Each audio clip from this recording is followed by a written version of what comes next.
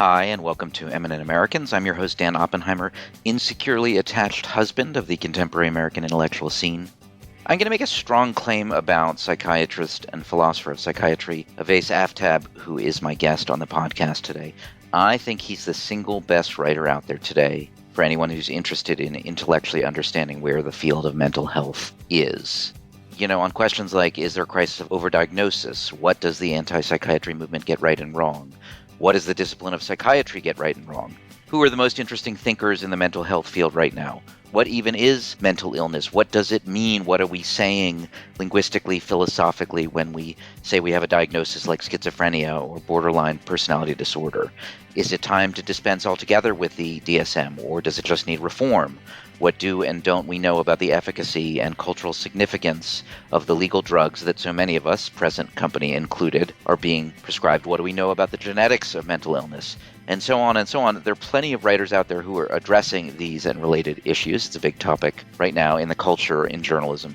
But I can't think of anyone who comes close to Aftab in terms of addressing the entire range of them and then doing so in an intellectually serious and aesthetically engaging way. If you want a steady fix of the good shit, in other words, he's the guy who has it. My guess is that everyone who's anyone in psychiatry is already reading him, and that a lot of the journalists who seriously cover mental health are reading him as well, or will be soon. As I say to him in our conversation, I felt like I'd been waiting, consciously or not, for someone to fill the space that he's now filled. And it was super exciting to me when I encountered his work a year or two ago. It made my world better and larger. It's also just in terms of having him on the show, it's so perfectly connected to the core purpose of this podcast, which is to expose listeners to people and topics they should know if they want to be hip to what's going on or what will be going on soon. So it was great to talk to him. Aftab is the author of the Psychiatry at the Margin Substack, which you should all subscribe to.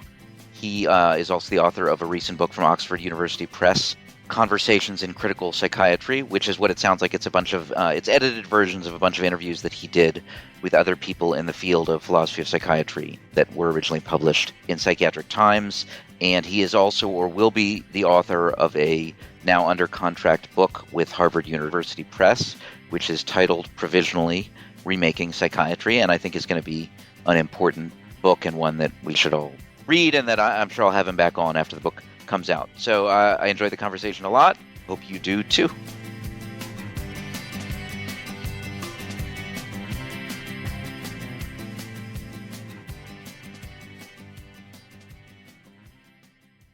Avais, welcome to Eminent Americans. I hereby anoint you an eminent American by the power vested in me by the Hogwarts School of Integrative Critical Psychiatry, which I know you're also an alumnus of. Is it integrative or integrated critical psychiatry? Which is the term that you use? Integrative. Integrative. Okay, so I got it right. So you're a professor of psychiatry, you're a practicing psychiatrist, you're the author of Conversations in Clinical Psychiatry and the Substack newsletter, Psychiatry at the Margins. I mean, let me just start by saying I'm a big fan of yours. I found your Substack, and it was one of those moments where I just felt like I've been waiting for somebody to be writing about this stuff in the way that you're writing about it for a long time. I want to start before I sort of ask you questions about your background or psychiatry at the margins or critical psychiatry or any of those things. I just want to give you a brief anecdote to help situate you in terms of a little bit of what my current attitude towards psychiatry is. I've worked with psychiatrists a fair amount over the years. I do communications for university, and before this current job that I'm in, I was working for a sort of public health outfit, and we worked a lot with psychiatrists, academic psychiatrists, research psychiatrists. So I've mixed with them, and then my wife is a couples therapist, so she kind of mixes with psychiatrists in various ways. Two, I have affection for psychiatrists, but also a certain amount of frustration, and this is the anecdote I'm going to give you. This is not just some like standard anti-psychiatry at all, but I was talking to an unnamed psychiatrist, highly prestigious, important role, responsible for fairly significant mental health systems reform implementation at a high level. I think I was interviewing him about his research, and we got on the topic of psychotherapy. And I mentioned to him that my wife was a couples therapist, and he said something on the order of, well, all of the theories they spout are just nonsense. The best practice is cognitive behavioral therapy. And that's just what everybody should be doing. Yeah, no, that's understandable. So on multiple levels, I was like, here's this guy, brilliant by all measures, important, deeply versed in the research. And I think you would agree with me, his perspective on psychotherapy was profoundly ignorant and not even like up to date on the research. Yeah, no, I would agree. Yeah, I would say shockingly ignorant, and unfortunately, this kind of myopia is still present in many parts of the profession. And in fact, I think some of it is generational too. I think the cohort of psychiatrists who trained in the 70s and 80s, they saw a particularly dogmatic version of psychoanalysis at play that really alienated them from that whole line of thinking. In fact, just yesterday, I was corresponding by email with an unnamed distinguished psychiatrist who just dismissed all of psychoanalysis as fancy stories that people believe in. So there is a lot of that, unfortunately. But there's another side to it too. There's a thriving psychodynamic, psychoanalytic psychiatry community of psychiatrists who have devoted their careers to that, despite all the systemic pressures. And one of the interesting things that I have noted, at least in my interactions with people from different backgrounds, is that psychoanalysis and psychodynamic thinking these days is not that popular in the psychology PhD crowd. Yeah. In fact, most oftentimes I see more sympathy for psychodynamic thinking coming from psychiatrists than from a PhD psychologist. That's interesting, the sort of generational aspect of it, because I was going to say, on the one hand, I've had that experience with psychiatrists, which is, and I think often you're right now that I think about it, it was often people who were trained in that period of time. There was an utter rejection of psychoanalysis, which was kind of hegemonic in the field for many years and was in its own right kind of arrogant and positivistic and so on. And then the biological people came up, totally rejected it, but don't seem to have appropriate humility about ways in which their own paradigm is not necessarily authoritative. So what's your background? Because I know you're trained as a psychiatrist, but you seem trained as a philosopher too, and I'm not sure if that has any sort of formal accreditation or you've just studied a lot and you're a bright guy. Yeah, no formal training. I'm originally from Pakistan, so I was born there, grew up there, and my real love was philosophy. And if I had the right opportunities, I may have gone into academic philosophy. But in Pakistan, that was basically not a viable option at all. And through various kinds of accidents, I ended up in medicine, which I'm glad because I discovered psychiatry through that, and I realized pretty quickly that psychiatry is a great fit for me. But I got lucky another way because there's a thriving intersection of psychiatry with various kinds of philosophical questions and philosophical issues, and so over time I was able to make some kind of contributions in the philosophical conceptual side. So I have had an interest in philosophy for a very long time, but I've never had formal training in it. The good thing is that the philosophy of psychiatry, philosophy of medicine field is very richly interdisciplinary. So you have psychiatrists, psychologists, philosophers, historians, anthropologists, and they all communicate and talk and discuss these things. And so I've been fortunate to keep up with the literature and read things, but essentially quite self-taught when it comes to philosophical interests. You grew up in Pakistan. Did you go to college in Pakistan how'd you get over to the States? Because you're now in Ohio, right? Yes, I'm in Ohio. So I did medical school in Pakistan. And after medical school, I went through the process of doing the medical exams for US. I had some visa difficulties in the beginning, when applying to US. So as a result, I ended up starting training in Doha, Qatar. Where every great philosopher psychiatrist trained. So I did kind of like nearly a year of training there. And it was interesting because I was the only trainee in that department who didn't know how to speak Arabic.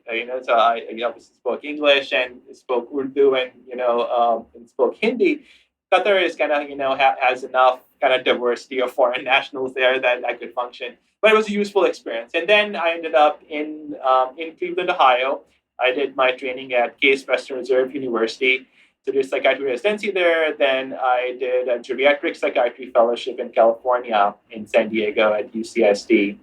And then because my wife was still in the Cleveland area, so I came back and started working professionally as a psychiatrist and had an affiliation through Case Western for academic stuff. And so for the last kind of 6 years or so, I've been working as a clinical psychiatrist. I've been involved in teaching psychiatry residents, medical students, have been involved in doing academic work too. But as you're already aware, I have been doing a lot of public-facing work over these past few years as well.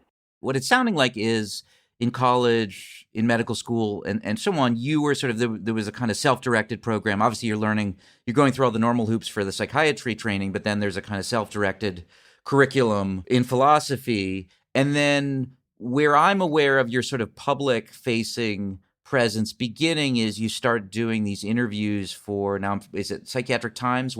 Yes. So I guess two questions. When did you start publishing kind of academically in philosophy of psychiatry, critical psychiatry? And then when and how did you start doing this more public-facing stuff?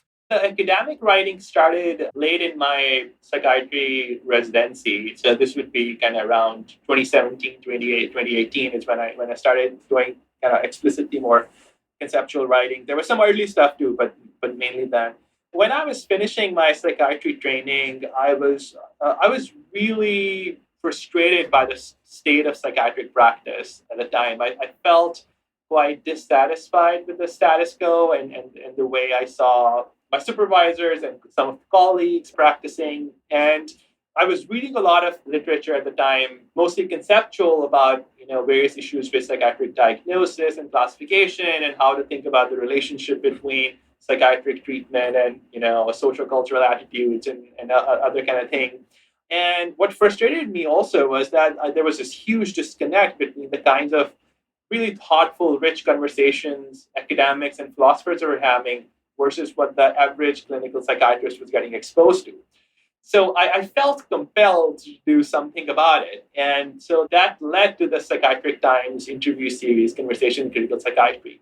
My goal was simply to expose the general psychiatrist to various kinds of debates and discussions that are taking place and navigate them in somewhat kind of sophisticated manner. And it was fortunate. I think the first person in that series was Alan Francis, who's a very distinguished, well-known psychiatrist.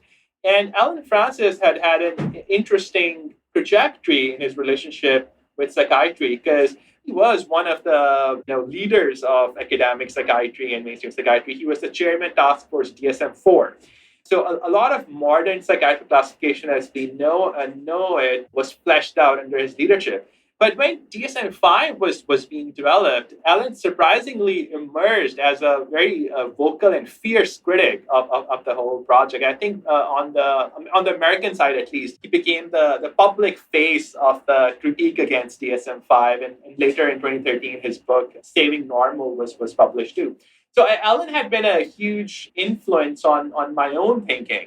And it just so happened that I was doing my geriatric psychiatry fellowship in San Diego, and Alan lives in San Diego as well. And I reached out to him, and he was very gracious, and he agreed to meet, and we had a wonderful conversation. And so he ended up being the first person included in this series. And so it started off on a solid footing, and the interview was very well received, and it got great kind of initial comments, and that reassured editors and other folks, the Psychiatric Times too, that all right, this looks like it's going in a somewhat solid, respectable direction.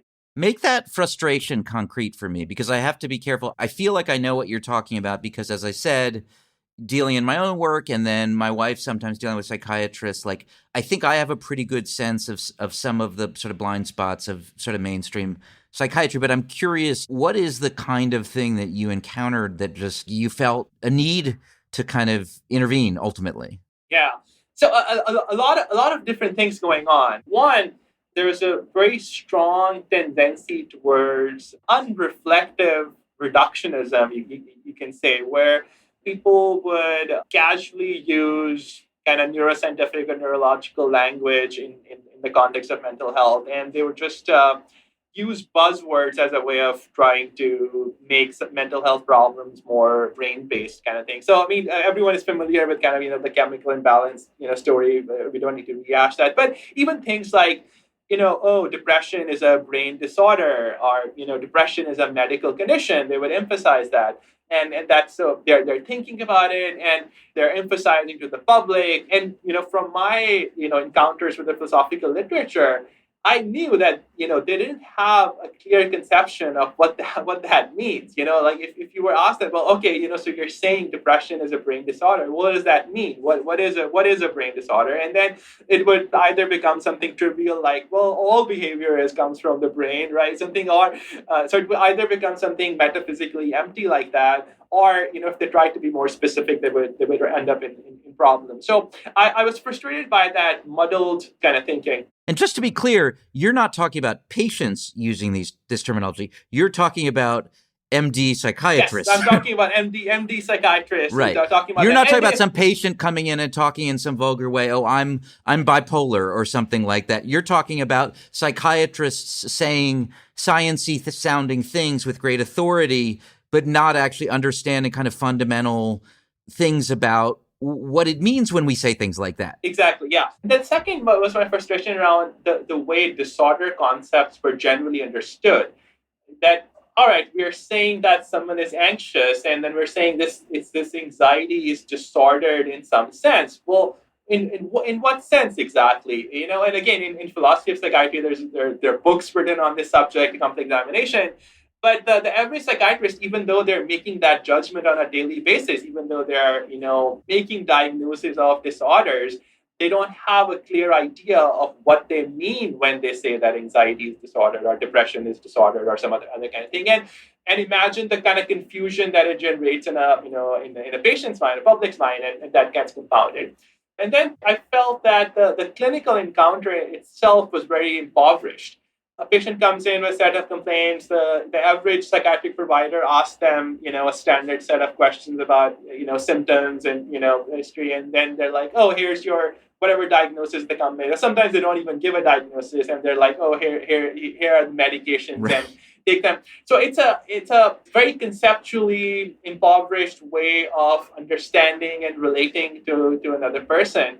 And it just took away the richness that we see that is present even in psychiatric literature itself. If you look at actual kind of a good book for me is McHugh and Slaveney's Perspectives of Psychiatry. It had a second edition in the late 1990s, I think 98, and it kind of talks about how if you have to make sense of any particular person's mental health problems, you look at through four perspectives. There's the kind of disease or the disorder perspective, which has its kind of own internal logic of pathophysiology, etiology, treatment, etc.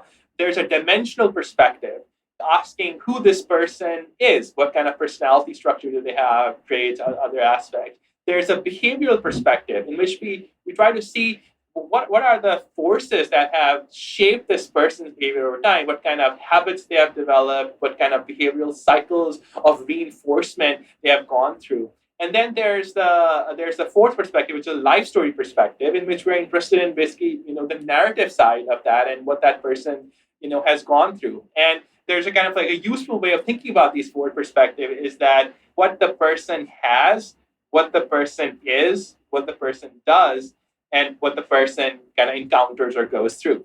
And that's not new. Again, in 80s, 90s. And then fortunately, during my training, I had a rich component of psychodynamic and psychoanalytic training too.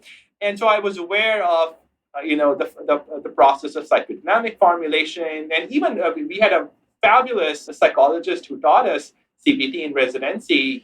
He emphasized psychological formulation to a great degree. So I had models of kind of, how to think about problems that went beyond, oh, here's a label and here's medication. And I just frustrated, why are people not getting that? Why is it that you see someone, and again, you see someone distinguished, well-respected, who is published at a lot of research, and you leave with this kind of impoverished encounter. Why? And some of it is structural, some of it is kind of the way, but some of it is deliberate neglect of these aspects of psychiatry, because at some level you think that they're not important, or at some level, some psychiatrists have decided that, oh, I'm just going to stick to this diagnosis pharmacology side of things, and I'm going to leave, these other kinds of discussions to the therapist. And the challenge there is that I think the just as there are a lot of problems with the average psychiatric clinician, there are a lot of problems with the average psychotherapist as well. Most people don't get half decent psychotherapy Yeah, right. that they should be getting. So there were these practical sides of frustrations, and then the general the kind of issues around over medicalization and over diagnosis and questions of agency in psychiatry and how diagnosis, what should our collective relationship with psychiatric diagnosis and psychiatric identities be? And this is, I think, this was around the same time where I think the public was getting really interested in these questions too. I think in the 90s and 2000s, the general public had this idea of, oh, there's the DSM document and it's scientific and it talks about different diseases. And by the time DSM-5 comes out, there has been so much controversy around it and so much kind of press coverage of its scientific limitations that it's become obvious even to the average person that, oh, this book is just kind of talking about symptom clusters. It doesn't really tell us about the structure or nature of psychiatric illnesses or how they're mechanistically organized, et cetera, et cetera. So the question then becomes that, all right, what is if DSM is not the best way to think about problem, then what is? And now, so suddenly there's this collective kind of awakening, and people are suddenly very curious and eager, and they're looking for kind of the resources to make sense of that. And unfortunately, there are not that many people who are addressing that kind of thing. Here's the curious position that I found myself in. So for much of my psychiatric training and early career, I'm seeing the state of practice, and I'm like, I'm gonna emerge as this critical person. I'm gonna try to steer the profession in some kind of sensible direction. But then I become active online, and I see the kinds of discussion that are happening on Twitter and blogosphere, and that is dominated by people from the so-called kind of anti-psychiatry, critical psychiatry camp. And I'm like, oh my God. Well, let me say a few things. One is like, I am, and you can disagree with this, so I don't want people to take this as your perspective. Like, I am staggered by how dumb the sort of existing paradigm, psychiatric mental illness paradigm is. Like the way, like some of the things that your median psychiatrist believes about the nature of mental illness are just incredibly vulgar. Like it's not, putting aside like a humanistic critique of it or it's lacking soul. Like they just don't even have a very sophisticated scientific understanding of like what it means to assign a diagnosis. I think you're right. There is a kind of coalescing common understanding of the problems with the DSM and that kind of diagnostic system, but actually how vulgar and also ahistorical in a lot of cases. Like, that anecdote I recounted at the beginning. So you have this somewhat arrogant, under-evidenced psychoanalytic paradigm that rules the roost for a while, and then it's displaced by a, psychopharmaceutical one, which is equally arrogant. And then it turns out that was fundamentally wrong in all sorts of ways. So then they replace it with a kind of neuroscientific or a genetic one. And each of these is operating with essentially like, well, they got it all wrong in the past. My predecessors were idiots. I mean, I've had these conversations. I don't think I'm exaggerating. Like, I can't believe all those people believe that bullshit about like the Oedipus complex and, oral fixations and, penis envy and things like that.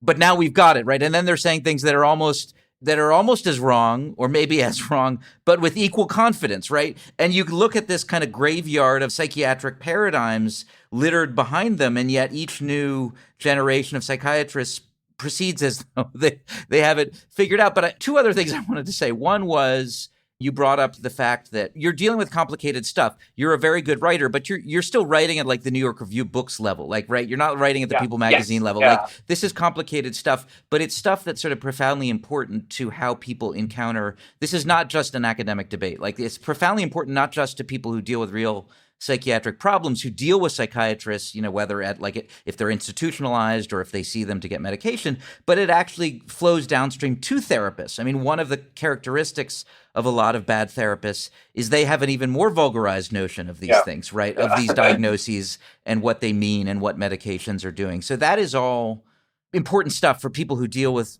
mental illness, all the way from just anxiety that you medicate with some normal, anti-anxiety med to people with severe mental illnesses. The other thing I want to say that I forgot to mention about my background is I worked for a number of years at a mental health foundation where the reigning ideology was a, I would just say anti. I mean, they call it, the whole consumer movement, and it was really guided by, I think. It's funny because our executive director was a psychiatrist, so it wasn't totally anti-psychiatry, but it was guided what I came to see, and I liked these people, but a pretty profoundly rigid ideology of anti-psychiatry that emerged out of people's very real experiences of mistreatment and misunderstanding in the psychiatric system, but then produced kind of in reaction what was in some ways a kind of equally rigid ideology and equally blinkered perspective. So let me just say, you got on Twitter, you discovered anti-psychiatry. Maybe you can tell people who don't know what we mean by that.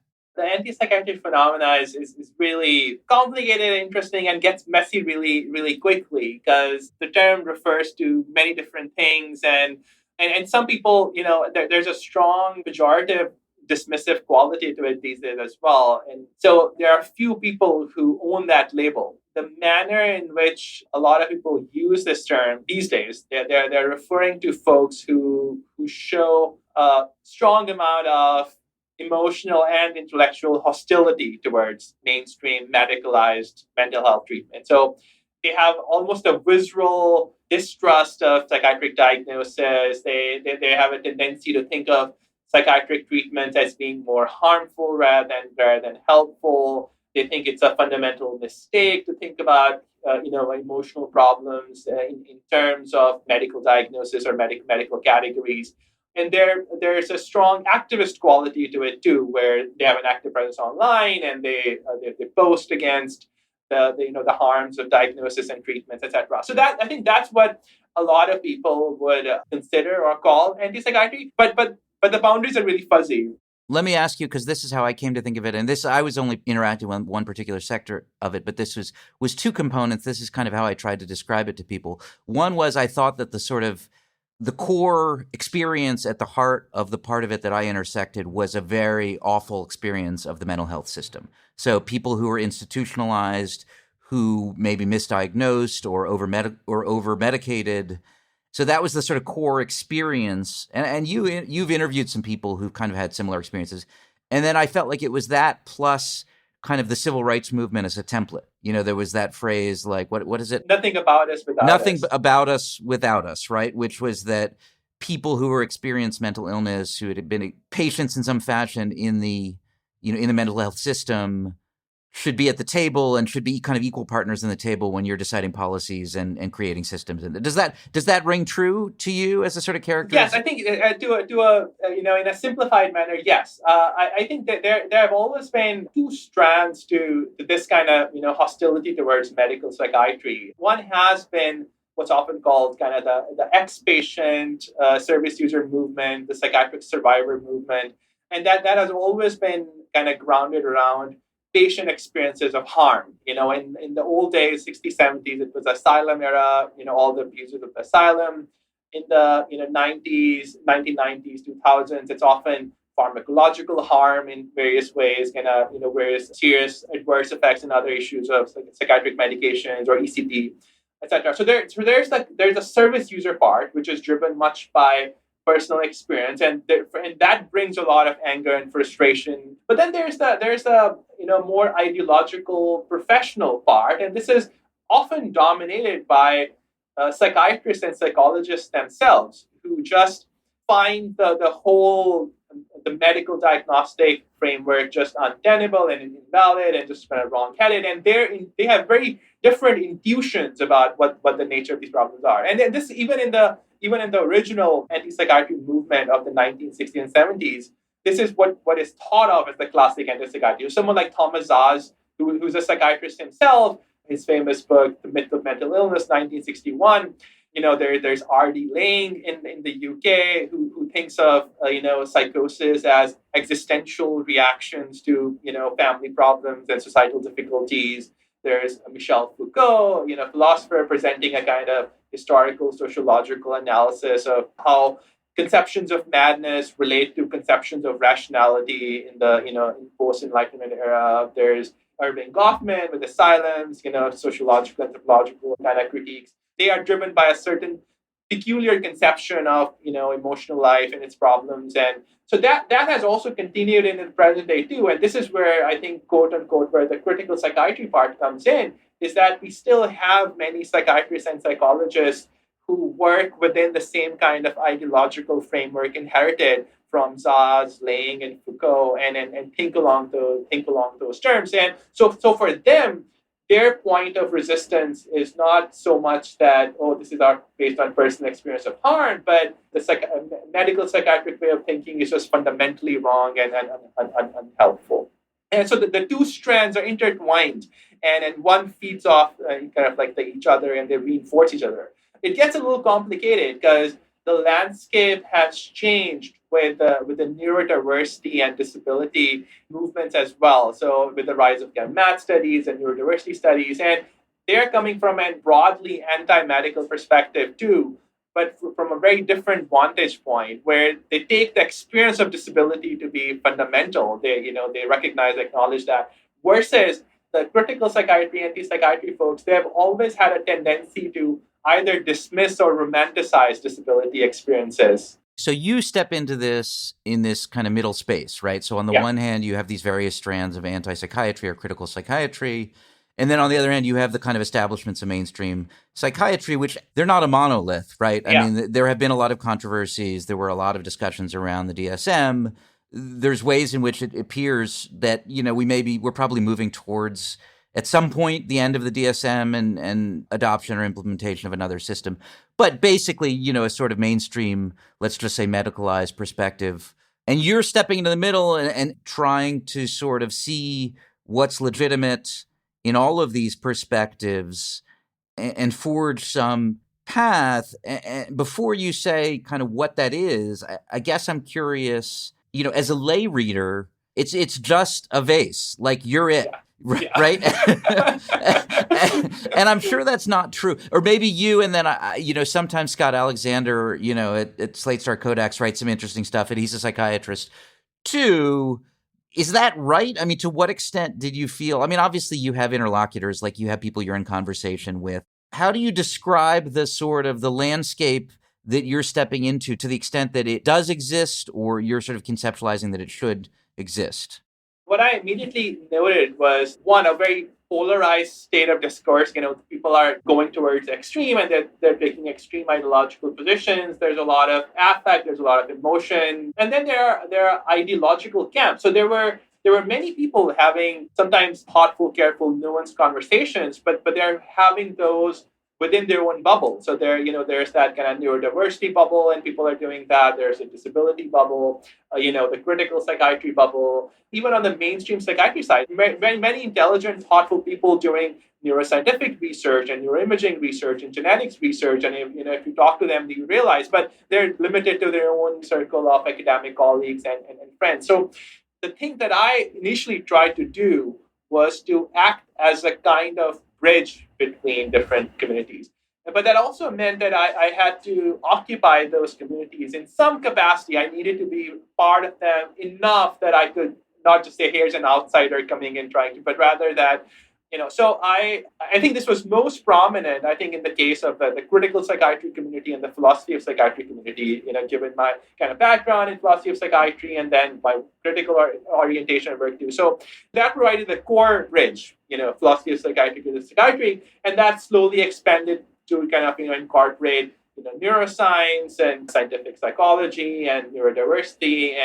And so I saw myself as a kind of messenger moving in between and trying to cross-pollinate ideas and thoughts within that, just so that, let's try to break this ideological bubble, this intellectual bubble, and so that people can be exposed to different ways of thinking about these things in a non-polarized manner. So I see myself very much as a synthesis kind of guy that, coming in, I'm seeing a lot of thesis, antithesis in very different directions. And another thing that was pretty obvious to me was that this field, psychiatry, mental health field has a tendency to rely on single answers based on different kind of faddish paradigms. Pretty early in my career, I realized that that's not going to take us anywhere meaningful.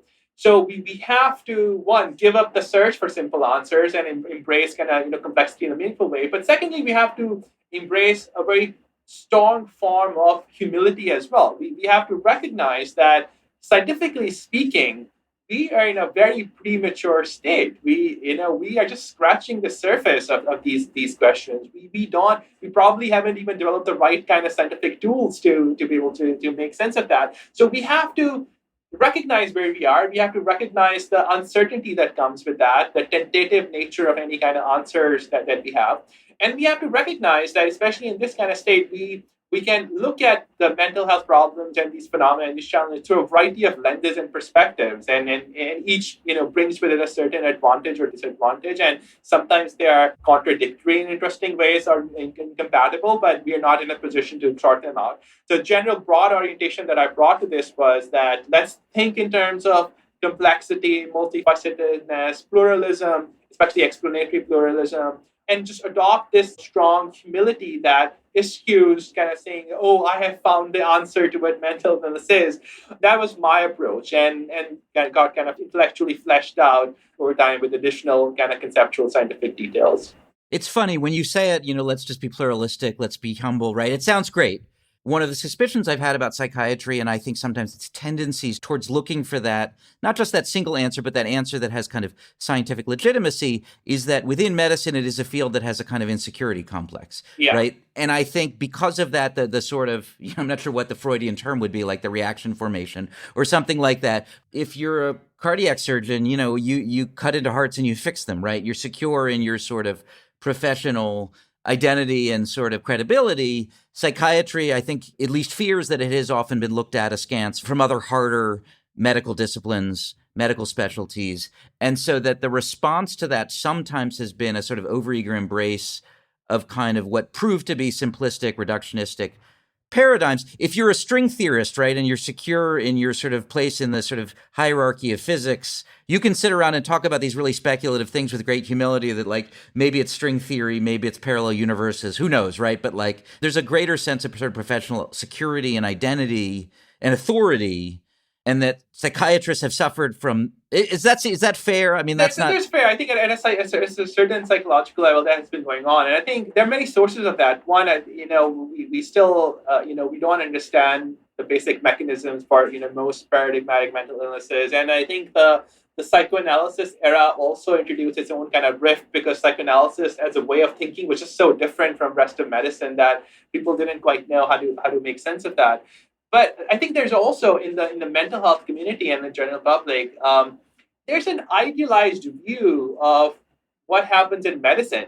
People seem to think that, in general medicine, etiology is very straightforward, figured out, treatment proceeds very scientifically, right? But actually, like having gone through medical school and as part of my training, been through general medicine, emergency medicine, neurology too.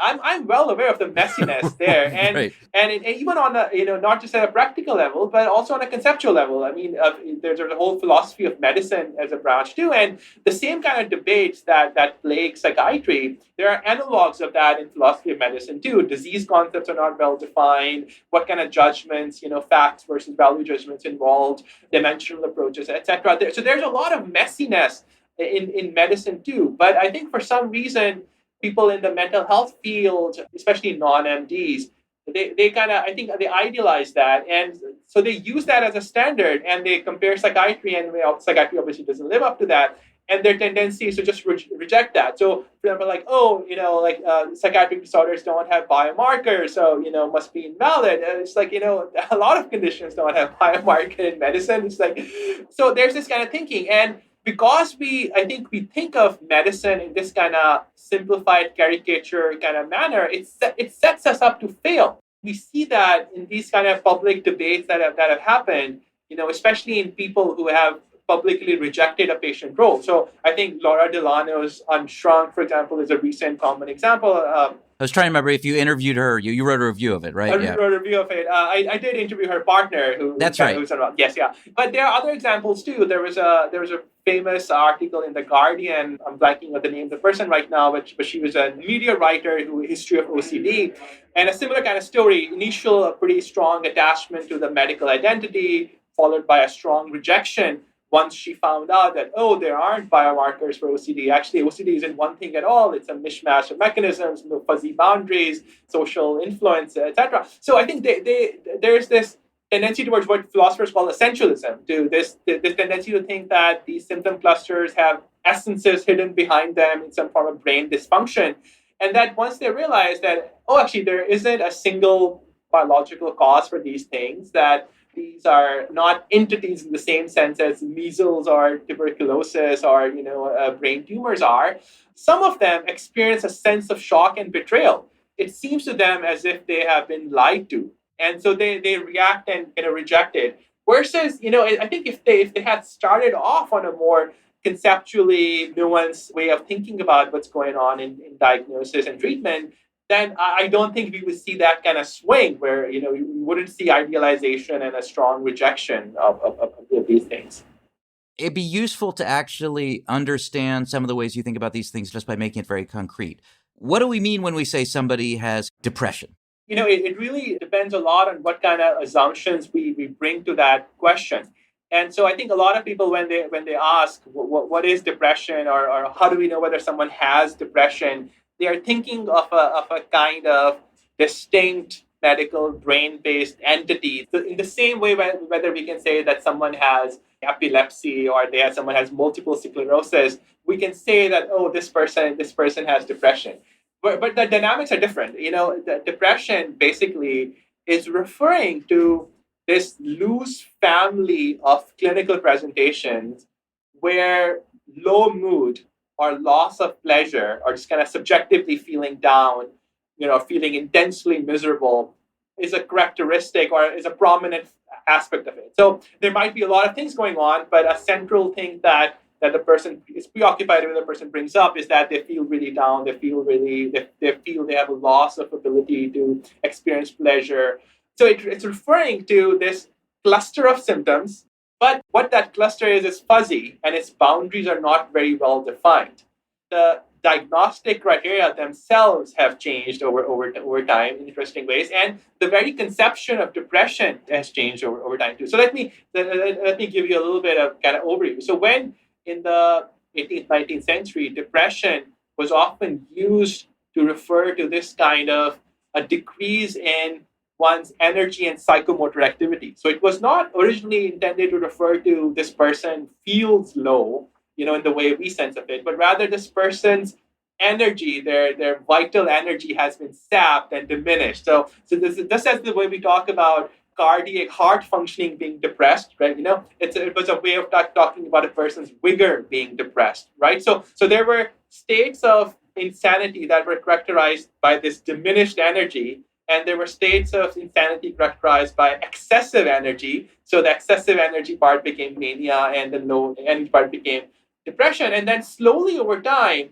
especially in the 20th century, the emphasis, the kind of interpretation shifted away from that sapped energy vigor to this subjective low mood feeling. So there was that shift. Another thing that has happened was that prior to DSM-3, depression really wasn't a unified kind of thing. So there was, the way we talk about depression, psychiatrists and other doctors didn't talk about depression in the same kind of manner.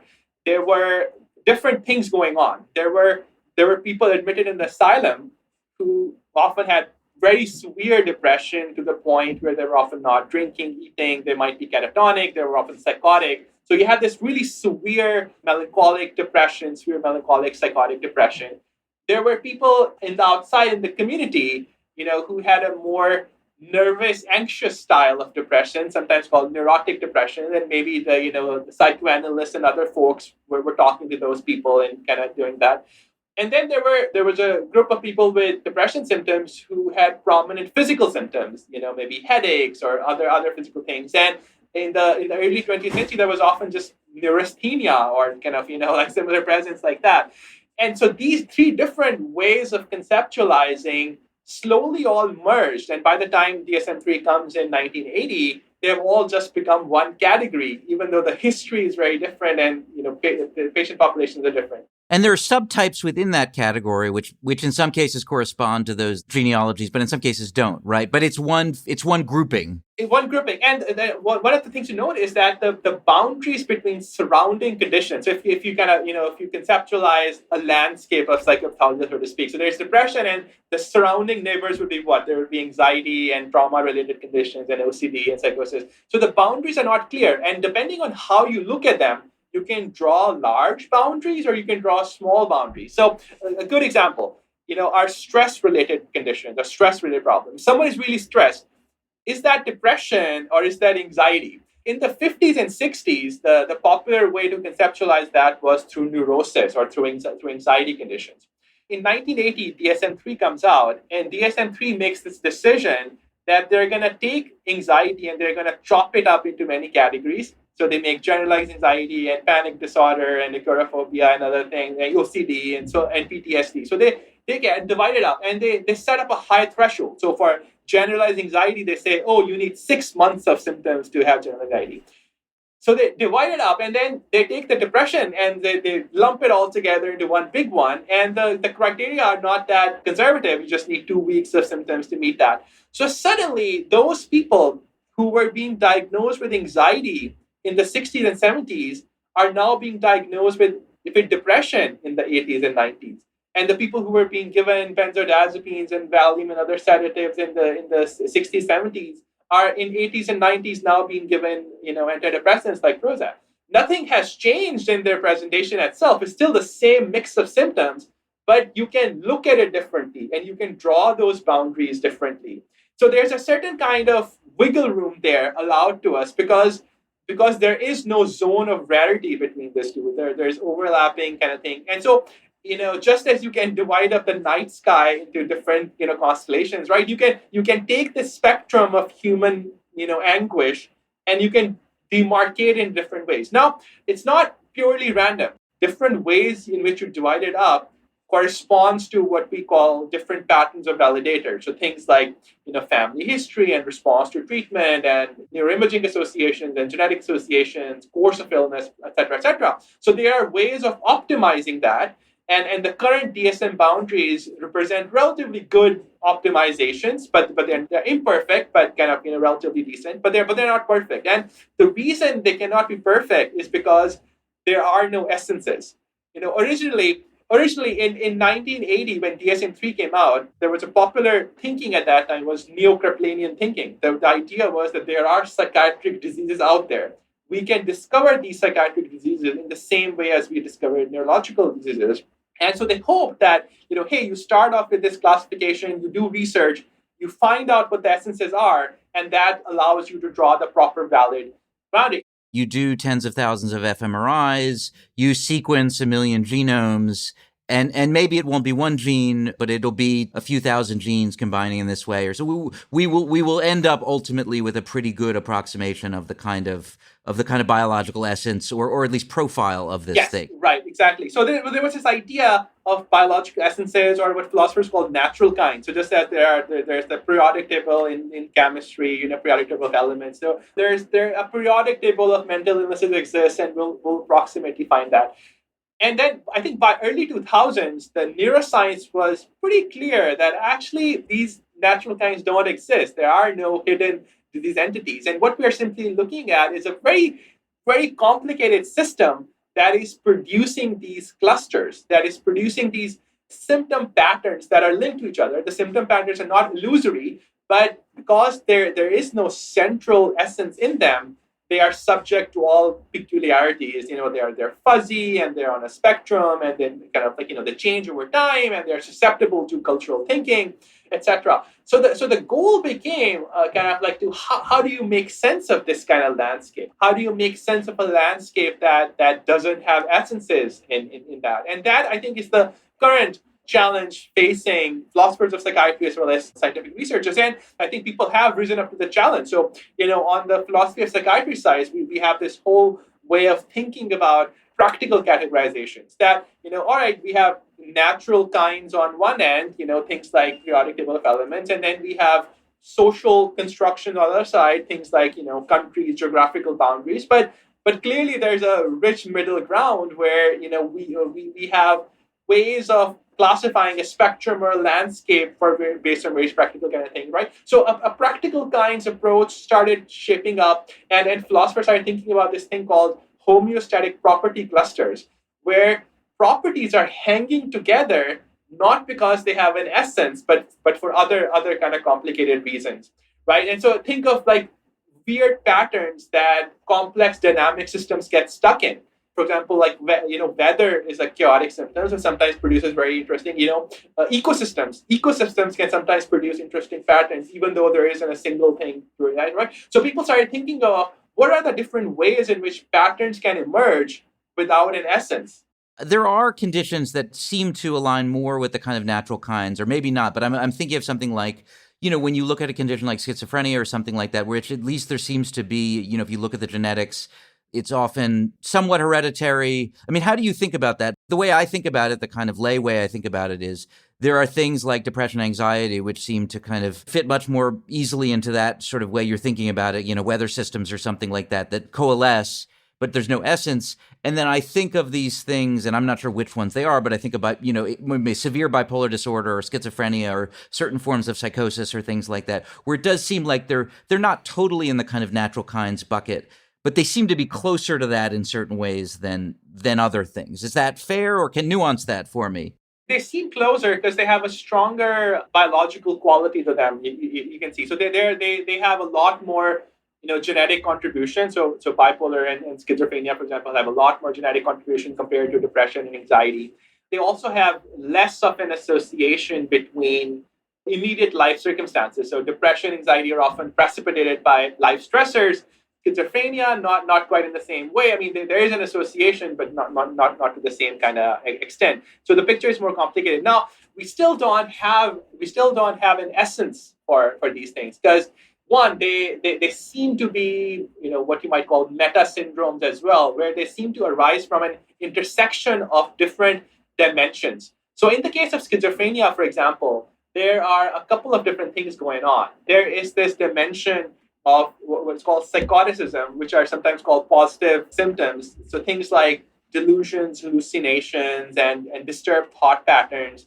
So there's that cluster of symptoms. And then there's what is sometimes called kind of negative symptoms or detachment symptoms. That is, kind of social withdrawal and kind of emotional blunting and just kind of, not being good at social interactions and things like that. And then there's a cognitive element to it, intellectual functioning and intellectual thinking deficits. So there are at least three different dimensions, at play, and they seem to intersect. And so schizophrenia exists at that intersection, but the mechanisms responsible for all of them are likely different. Kind of like, so the mechanisms for the intellectual functioning part are different from the negative symptoms part and the positive symptoms, and which introduces a kind of fuzziness, which is why there isn't a sharp distinction between schizophrenia and other forms of psychosis. Schizophrenia is not the only psychotic disorder. There are other psychotic disorders as well, which introduces confusion. I think in the popular imagination, schizophrenia is the prototypical psychotic disorder. You think of someone hearing voices and you think, oh, schizophrenia, versus actually only about 30% of cases with psychosis have schizophrenia. Most of them have non-schizophrenia psychosis. So people have started talking about a psychosis spectrum, which means that no two people are quite the same. One person can, let's say, have very good intellectual functioning, but can have delusions, hallucinations. Another person could have very low intellectual functioning and have high negative symptoms. And their functioning in the community is going to look very different, and their needs are going to look very different. Philosophically, is it actually still in that category that you're describing? It's still, it's not you're exposed to the COVID-19 virus and then your body responds in a way, and people manifest it differently, but there's a kind of simple kind of linear causation there. Or you're going to tell me there isn't, but I'm going to say, for now, there's a relatively simple linear causation. You're saying even with these things where they seem more like kind of natural kinds, it may still be more constructive, kind of philosophically, conceptually, to think about them as kind of there is no essence, but we can point to sort of genetic predispositions or biological predispositions to say that this is severe and distinct from normal functioning, but there's still no essence. It's still just the kind of intersection of these different forces. So there's a continuum with normal functioning, but there's also another thing is that the mechanisms are shared with other symptom clusters too. So for example, at this point we have identified hundreds of genes that are associated with schizophrenia. But none of those genes is specific just for schizophrenia. Many of those genes are involved in bipolar disorder, or some of them are in autism, some of them in depression. So from a genetic perspective, at the genetic level, there is no schizophrenia.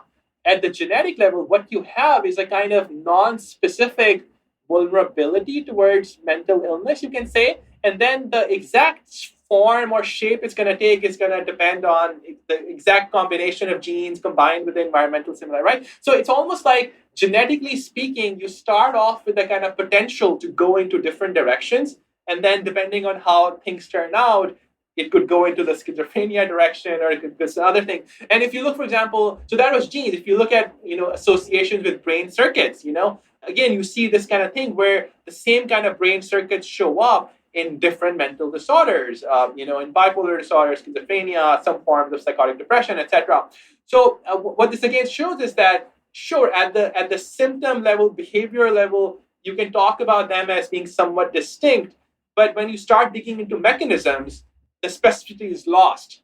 When you look at something like the DSM, there's different ways of asking whether it's the right system, right? One is just at a purely intellectual, conceptual level, like, is this the best way to describe the thing that it's attempting to describe, right? Another way, and maybe one of more salience to most people, is this pointing us in the right direction in terms of ameliorating the suffering that people are dealing with, or enabling the flourishing that we want people to deal with? So, I mean, where are we on the DSM? Where are we headed towards? Is there still a good case to be made for holding on to the DSM? Like, if we were starting from scratch, would we resurrect the DSM, or would we just say, no, this isn't a great system? Maybe we'll keep some of the terminology, but we're just going to come up with a totally new schema to classify mental illness and functioning.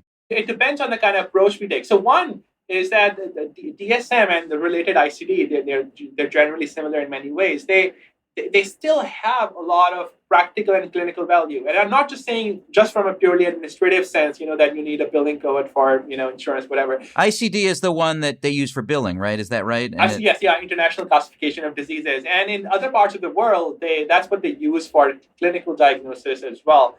So they make sense because from the perspective of, what the patient reports and what the clinician observes, DSM is a good enough guide to that. It makes sense. I think the problem emerges is that it doesn't translate into any mechanistic insight. It doesn't translate into, we have a better grip on what are the different causes. And treatments, I think it provides a useful starting point for treatment considerations, especially from a medication standpoint, less from a psychotherapy. I think a good example, of why this kind of thinking still remains important is how else are we going to talk about things like ADHD or autism, etc., which are often, I think one of the things you see is that sometimes you'll see psychotherapeutically oriented or psychodynamically oriented folks dismissing the existence of ADHD or autism and things like that. And this is partly because of the fact that they psychodynamic by itself lacks the vocabulary to even talk about attention concentration problems, right? So anytime, let's say if someone comes to me and they say, I am having a lot of difficulty with focus and concentration and I don't know what's going on. So as a clinician, I'm thinking differential diagnosis. What are the possible reasons this person could be having attention concentration problems? I'm thinking, this could be maybe this person is really depressed, and because of the depression, their focus is not good. Maybe they're really nervous or anxious, and anxiety is so high that they're distractible. Maybe they have had a lifelong pattern of attention concentration problems. So I'm thinking of possibilities, and these possibilities immediately map onto the kind of classic DSM ICD categories. And right now, I just don't see a possibility that we can get rid of that. I'm trying to think if that was just kind of a backdoor administrative argument for it. So so interestingly, I didn't plan this, but I didn't quite get formally diagnosed with ADHD, but I went and I talked to a psychiatrist and said, I think I have some of these symptoms. So today is the first day that I'm taking one of the ADHD drugs. I took Vyvanse this morning, right? So I'm in it. And I had this meeting with a psychiatrist and I said, look, I don't really care what we call this. These are the symptoms. I have the sense somebody suggested to me, it might be useful for you to try this. The ADHD medications, they kind of enter and leave your system pretty quickly. So the stakes are low, right? I can just try it. I can see how it works. Like, all I care about is, will this pill, this happy pill that you give me, lead to certain outcomes, pragmatic outcomes that I want? And obviously there has to be some sort of conceptual boundaries drawn around something, and then have a line drawn from those to a family of medications for that to happen. But I'm just trying to think about, like, you could just call it buzzy disease, or like what is the, so is the argument for the DSM that it's like, these are the kind of best available heuristics we have?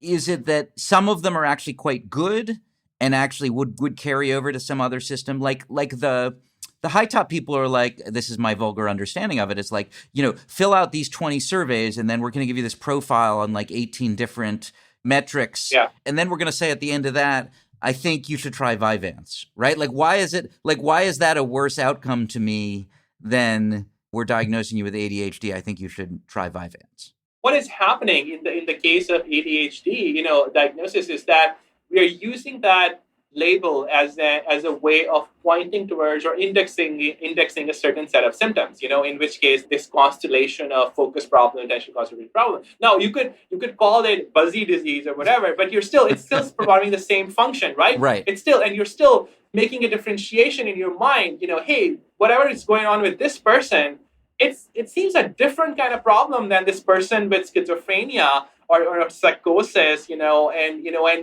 this person is probably not going to benefit from an antipsychotic because they have focus problems, right? So we're making these heuristic judgments. So the ADHD label is just a way of capturing some of those judgments. It's not, and you could use a different word, or you could just talk about the symptoms themselves, but the process is essentially the same. Now, what is happening? I think what is different about high top is that in DSM and ICD, that process has the fundamental backbone of that process has been clinical observation. So these are basically categories that we inherited from clinicians saying that, this person looks to have this kind of syndrome and this person looks to have this kind of syndrome, right? It's this inherited tradition of clinical observation that is then refined further by research. Versus the high top folks are like, let's put aside clinical observation. Let's forget about what people have been observing. Let's just look at the symptom data itself and talk about, statistics. Let's talk about factor analysis and how do these symptoms co-vary and how do they associate with each other. And if one symptom changes, what are the changes with it? And what if we kind of do this statistical approach to it? And if you do that, a different kind of picture emerges, thinking about that. And what you instead see is that there's a hierarchy of dimensions. At the bottom you have symptoms and traits, and then at every level, a statistical construct captures a shared variation of them. I think there's a good analogy to be made here with intelligence. There are different facets of intelligence, and you can capture that at a different level. But at the highest level, there's the IQ, or the G factor, which captures a substantial variance among all of the factors at the bottom, right? So in a similar kind of way, they're doing this statistical thing where they're producing multiple levels, and at each level, a certain amount of shared variance, a certain amount of commonality, you can say, shows up statistically under certain constructs. And the backbone of high top level is what was called the spectrum. And you have these broad symptom tendencies, you can say. So there is the internalizing spectrum, which refers to this mix of depression, anxiety symptoms, which also which captures the fact that, they're all blended together and, they're not super distinct. So there's internalizing, there's externalizing, which just kind of presents in this kind of outward manifestation of oppositional behavior, substance use, aggression, impulsivity, etc. There's a thought disorder, and there's somatoform. So there's there's 6 of them. And then at the top, we have the P factor too. The P factor, right. The mysterious P factor, which kind of indicates that, at least statistically speaking, just as things about intelligence can be captured powerfully by one metric, a lot of things about mental illness can be captured, statistically speaking, by this one metric too. which I think of as, I'm trying to remember because it's been a little while since I researched this. I ended up thinking in my head as kind of just like vulnerability or something like that. Is that, I mean, what is that like? I think that's how I kind of think of it too. That it represents a kind of non-specific vulnerability to mental illness, but the exact interpretation is disputed because there are some people that just say that it's a statistical gimmick, that it just basically shows up in statistic and doesn't correspond to anything. Versus some people take it literally. Some people think that there's an actual thing that is P factor. And so the metabolic dysfunction crowd say that, oh, the P factor is mitochondria, mitochondria has gone wrong, whatever. So people, it gives people some free reign. So that literal interpretation is wrong. It's not going to be one thing. But, could it be some kind of, let's say, vulnerability to mental illness, genetic or otherwise? Could be. But the difference is that instead of the categories in high top, you get a profile. You basically get, every person has a certain position on each of the spectra, and you get a profile of where you stand with respect to each spectra. This is something that we're not going to do justice to at all. And I'll say one of the things I like about your writing is just you're ingesting so many different modes of analysis of this thing. And this is one we haven't talked about too much. But like, what kind of effects or societies does our means of classifying things and analyzing things and the constructs we create produce, and what are the kind of harms and benefits for it? I look out at the ways that our society deals with problems, whether it's rising rates of anxiety and depression among teens, or it's gun violence, or it's just trauma writ large, or it's PTSD in veterans. The answer is always more mental health. The answer is we just need to send in the clinicians, right? And if only we can provide enough mental health, if we could provide, a team of 5 mental health providers for each, sufferer of trauma, which ultimately is all of us, then we would be healthy. And I don't know if I believe that's true anymore. And I'm not sure whether, I'm trying to think of why that is. Some of it is I worry that the whole system actually then produces the dysfunction. Yeah. Or just like we're not very good at scale and not likely to be at providing these services. It may just be that the medium provider of them isn't good enough. If we could clone the best ones, right? If we could take the 98th, 99th percentile clinicians and clone them 2 million times, we probably would get healthy. But actually, the median one is really not doing much good at all. So how do you think about where are you on that question? Is the answer just more, we'll keep incrementally improving our understanding of these things, and as long as we can provide sufficient amounts of resources, we will be healthy and flourishing? Over time, I have become more skeptical of this answer, that the answer really is just more mental health. And I think part of this has to do with how we collectively think of what counts as mental health. Part of it, I think, has to do with what we are not focusing on if we just kind of make it a mental health issue. So within the mental health part, for example, it's been historically easier to just provide medications as the kind of treatment. It's been, psychotherapy has been hard to access, especially good psychotherapy has been. So for a lot of people, when they say, "Oh, we need access to more treatment for things like depression, anxiety," they just mean like, "Oh, get more people on antidepressants." And I don't think more people need to be on antidepressants. I think already too many people are on it. But if you talk to some of these public psychiatric folks, for example, some of them think that way. They think that, oh, just like, get more mid-level providers and other thing, and and just it's a SEL in school, more school counselors. I mean, and so there's that. But then there are other people kind of like who takes a little bit more of a comprehensive approach, recognize, hey, medications are just one part of the things. We need other services. Let's say we need nurse specialists, peer support workers. So they have an enlarged conception of what health counts. And then I think, within that, they differ in how much emphasis they pay to the humanistic side of human suffering. So some people think of it as a systems kind of issue that, we need to kind of like, somehow marshal the right kind of resources at scale.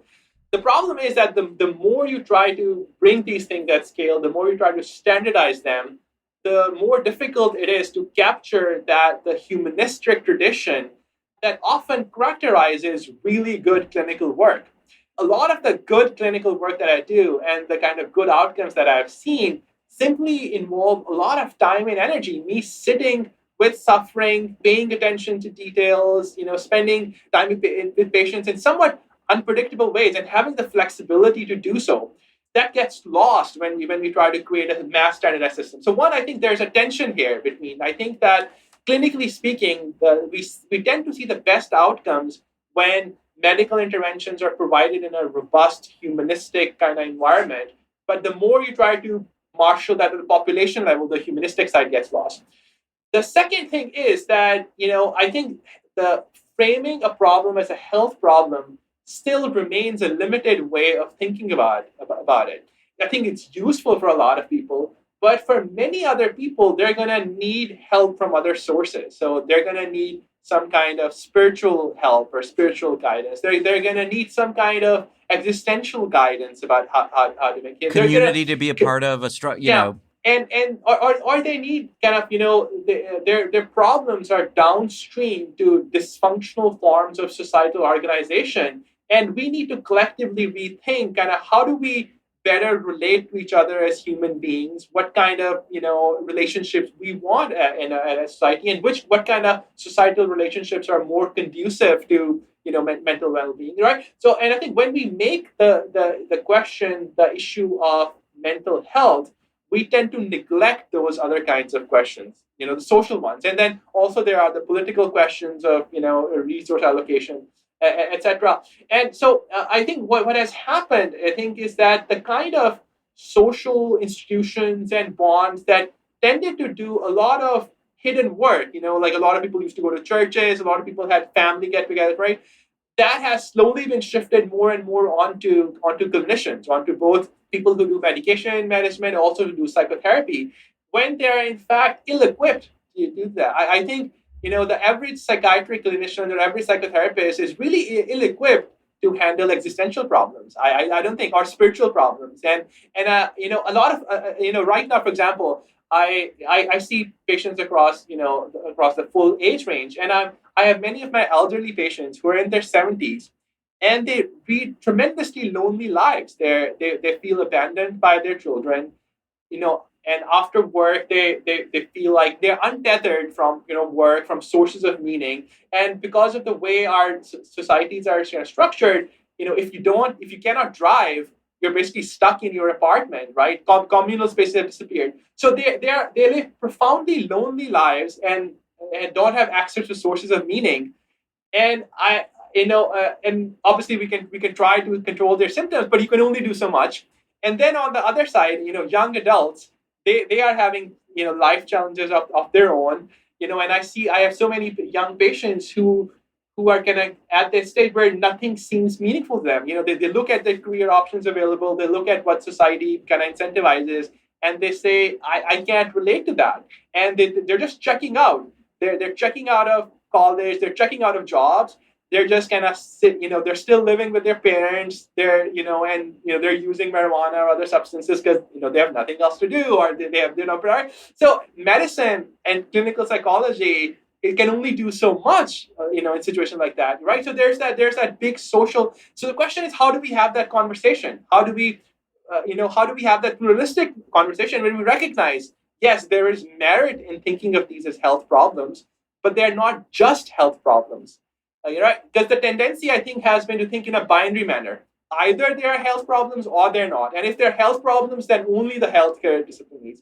Versus, we can be tentative, we can be pluralistic. We can say, hey, these are health problems, but not just health problems. There are other ways of thinking. And I think collectively, we are still trying to figure that out about how to do that. Well, I think that's a good place to stop, and I'll just sort of reiterate what I said at the beginning, which is one of the reasons that I'm so enthusiastic about your work and why I do recommend it to people all the time, is it does feel like this is an area, broadly speaking, where we are really hampered in our capacity to improve by our sort of muddiness in thinking. That's some of your motive. You also, I'm sure you like writing, you like thinking about these things. Like, I enjoy reading you just as a writer, but I also think, there's something important about what you're doing in the effort to sort of help us achieve more clarity in what we're thinking, because until we even know how to think about these things, it's hard to think about. You end up with these bad solutions, which is like more of this stuff. Oh, it's not right now. We need to put in the schools. We need to put on the sports teams. We need to and it as if it's just this sort of fungible unit or something like that. And I mean, that's one of many problems we've discussed. But anyway, Avais, I really appreciate it. People should read your Substack. They should buy your book, Critical Conversations in Psychiatry, which is much more interesting than it sounds from the rather clinical title. And we'll stay in touch. If I have any writers for like the New York Times, the New Yorker who are listening to this, and I may, it depends on the podcast, you should seek out Avais as a source for future articles you're writing on psychiatry and mental illness. He gives good quote. But yeah, anyway, hope all is well. Are you going to stay in Ohio? Is that the long-term plan? Or for the foreseeable future? Yeah. Cool. Thank you for having me. I enjoyed this conversation a lot. This has been another episode of Eminent Americans. Big thanks to my editor, producer extraordinaire, Robert Scaramuccia. Big thanks as well to Alec Ownsworth of Clap Your Hands, Say Yeah, for letting us use his music for our intro and outro.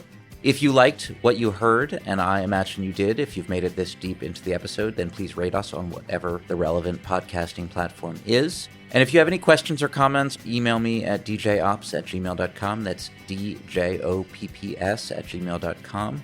I promise to respond at least until the faraway and probably mythical day when I have such a vast audience that I can't in good conscience respond to all the emails while still upholding my responsibility to my loved ones. Have a great day.